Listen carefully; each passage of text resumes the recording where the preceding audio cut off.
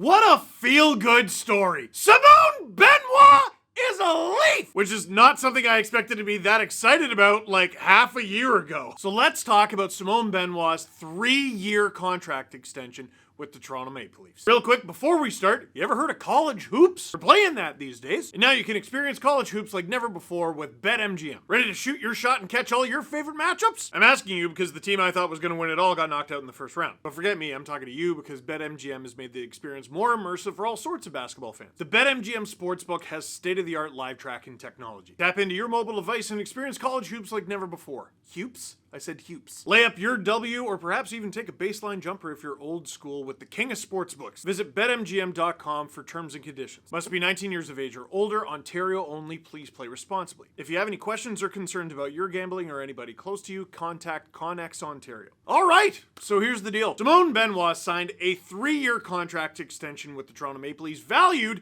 at $4.05 million.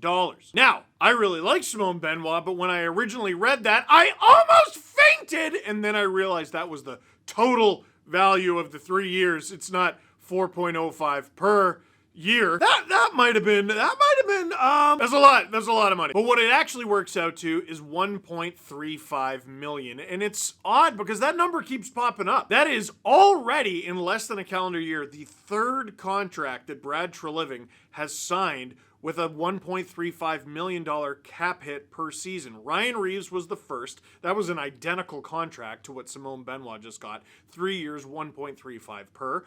Bobby McMahon just signed for 1.35. That was a 2-year deal. And now Simone Benoit, 3 years, 1.35. Dude, this is a guy who has made the NHL the hard way, earning his bag at honestly a pretty reasonable deal for the Toronto Maple Leafs. At $1.35 million, he doesn't even need to play absolutely every night.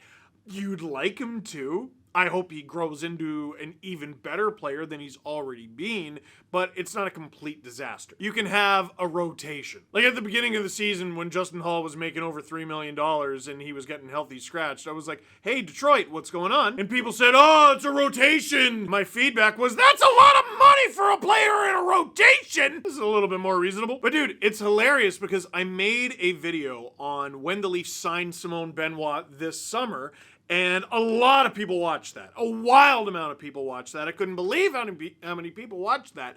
And the reason so many people watched that is there are a lot of Leaf fans, and they all had the same question. Who the heck is Simone Benoit? He played over 70 games in the NHL last season, and I had never heard of that human being. Then you do a little bit more research on him, and you're like, oh, his most common defense partner was John Klingberg? And all those statistical player cards were going around, and he was one of, if not the worst players in the entire NHL. And I don't know about you, but I couldn't help but look at that and go, all right, he played over 70 games with John Klingberg mostly, and he was on one of the worst teams in the NHL. Something's not adding up. Here's what Benoit ranked on the Ducks last year in a bunch of different categories that you would consider important for a defenseman, especially a stay-at-home defenseman, a defensive defenseman like Benoit. Hits! He was first in hits on the Anaheim Ducks with 216. The next closest guy was Dmitry Kulikov at 87. Hits per 60. First, he had 8.58 hits per 60 minutes. Nobody else had over 5. Blocks, he was first, once again, 128. Total shorthanded time on ice, first,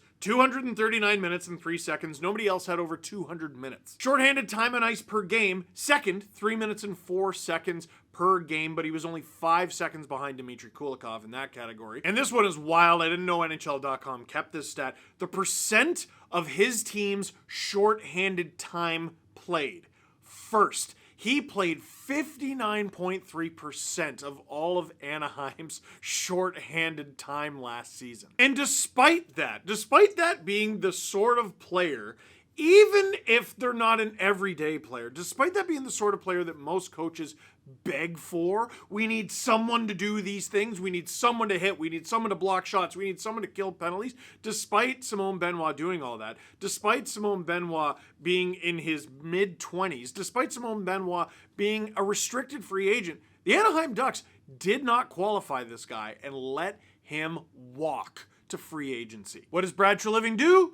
1-year deal, show me, scoops him right up. And even then, all of us in Toronto were like, oh, okay, that's the Leafs' like 8th defenseman. He's probably going to be behind guys like Connor Timmins and William Lagesson even, who is very ironically now on the Ducks. And Benoit didn't play much of training camp, and he was injured, and he began the season with the Marlies. But then the dude got called up, and the dude got his opportunity.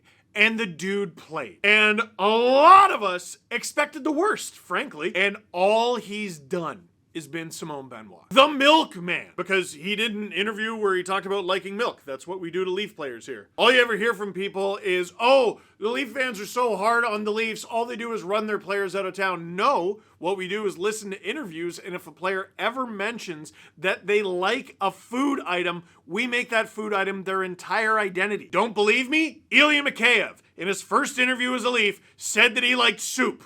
We named him Soup. His teammates called him Soup, and he had a Campbell's Soup commercial. Noel Acciari gets traded to the Leafs last trade deadline. What do they call him?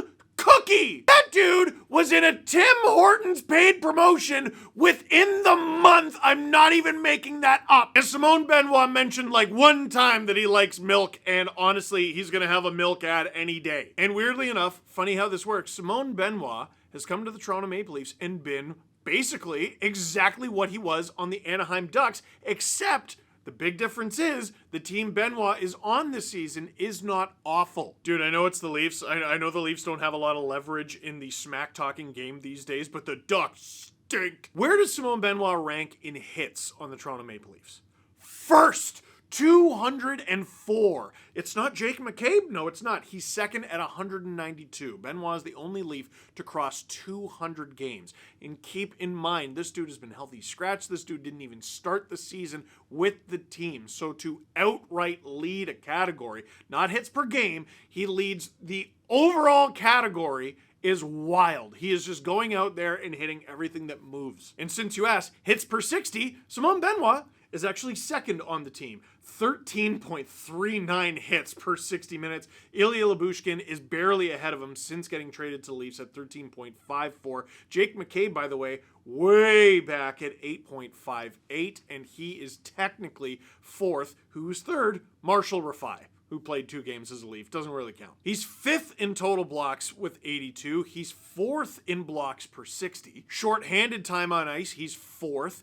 Jake McCabe and TJ Brodie are way ahead of the pack in that regard, and Mark Giordano is 3rd. But Mark Giordano just got into the lineup last game after coming back from an injury and kind of having difficulty staying in the lineup when he was healthy. Like, when the playoffs begin, are we under the impression he's going to be in that starting lineup if everyone's healthy? Riley, Lyubushkin, Edmondson, Liljegren, then you got Benoit, and you have McCabe, and you have Brodie, oh my goodness, and like Timmins was playing pretty well. Well, Steve, that doesn't necessarily mean that Benoit is going to be getting more penalty kill time, because the Leafs went out and got guys like Joel Edmondson and got guys like Ilya Lyubushkin, and oh, they got players who play like Simon Benoit. They saw this dude play, liked it, and tried to multiply it. Yesterday, after a 5-1 win over the Washington Capitals, the Leafs posted this nice photo of Connor Timmins with Mark Giordano, who has the Leafs championship belt, and Simon Benoit, who has taken over the mantle of dude who never wears a shirt from Pierre Engvall. There's a tattoo on Simon Benoit's chest that I think encapsulates him perfectly. It reads, "Strength does not come from physical capacity. It comes from an indomitable will." And if that's not how this guy plays in a nutshell, I don't know what is. He's pretty tall. Yeah, there are taller guys though.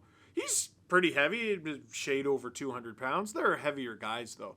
There are bigger and meaner guys in the NHL than Simon Benoit, but he is willing to do anything for his team, and this team needs more of that. So, what do you think of the Simon Benoit contract? Do you think it's the right length? Do you like the cap hit? Do you like the fact that this dude is going to be locked up to be a Toronto Maple Leaf for basically most of his prime, basically the rest of his 20s. I've liked this player so far. I hope he gets better. I have no illusions about his offense, but I know when Simon Benoit's out there, usually for the other team, it's a bad time. The Leafs like him. I like him. Do you like him? Let me know in the comment box down below. For now, that is it for this one. Thank you very much for watching. Click like if you like this video. Click subscribe if you really liked it. Tell all your friends. Simone Benoit is a Leaf.